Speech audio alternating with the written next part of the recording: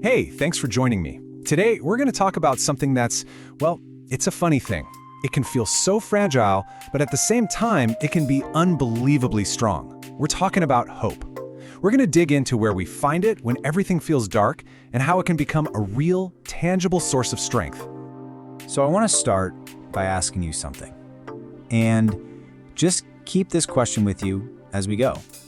In your own life, when things have felt truly, deeply dark, what was it that lit your path?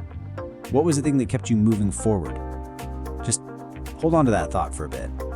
Okay, so first things first, we have to acknowledge that the darkness is real.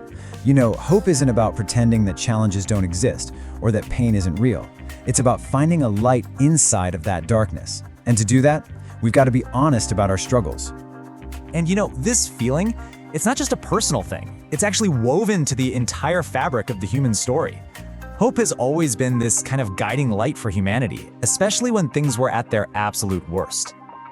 I mean, just think about it for a second.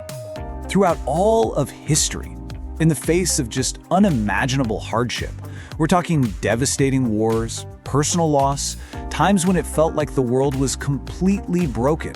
There has always been this spark, this belief that things could get better.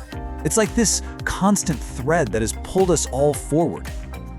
This powerful idea that having a why gives us the strength to endure anyhow, it comes from someone who understood suffering on a level that, honestly, most of us can barely even imagine.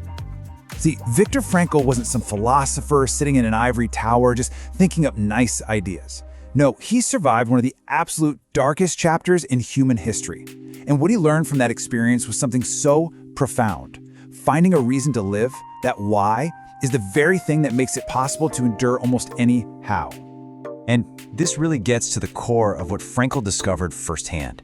Hope isn't a luxury. It's not just some nice, fluffy feeling you get to have on a good day. It is an essential, critical lifeline for survival.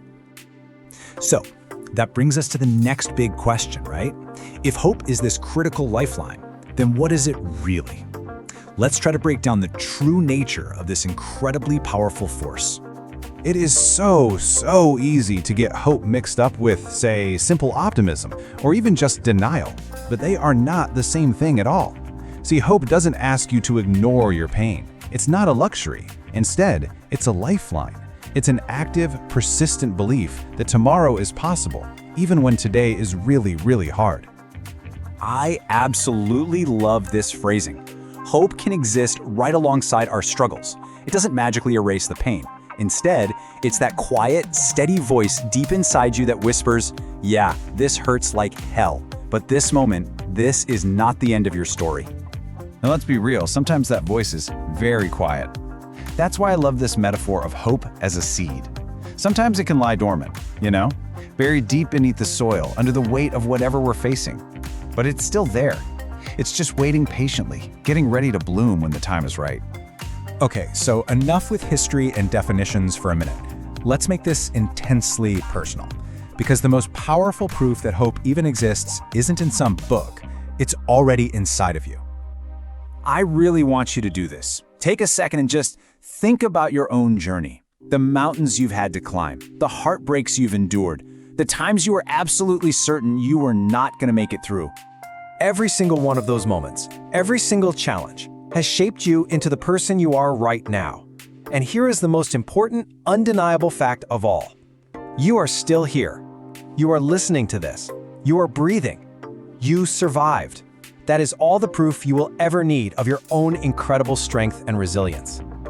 So now that we recognize our own strength, we can move to the final piece of the puzzle. It's about taking that understanding and turning it into an action, making a conscious choice to light your own candle. So here's the game plan. When those voices of fear and doubt start getting really loud, the ones that try to convince you it's all pointless, that is the exact moment to consciously reach for hope, to grab onto it and hold on tight. A really great way to picture this is to think of hope as a tiny little candle. It's not going to light up the whole world, right? But it will absolutely light up the next few steps right in front of you. And you know what? A lot of the time, that's all we really need. And please, never ever underestimate the power of that tiny flame. It's actually a scientific thing. Our eyes are naturally drawn to even the smallest point of light in total darkness. And metaphorically, it's exactly the same. Even the tiniest glimmer of hope can completely shatter the hold that overwhelming darkness has on us. And that brings us right back to the heart of it all. Hope is not a passive thing. It isn't about just sitting around, waiting for the storm to pass. It is the active, courageous choice to believe in the possibility of sunlight, even when you're in the middle of the rain. It's not just something you have, it's something you do. Thank you so much for listening.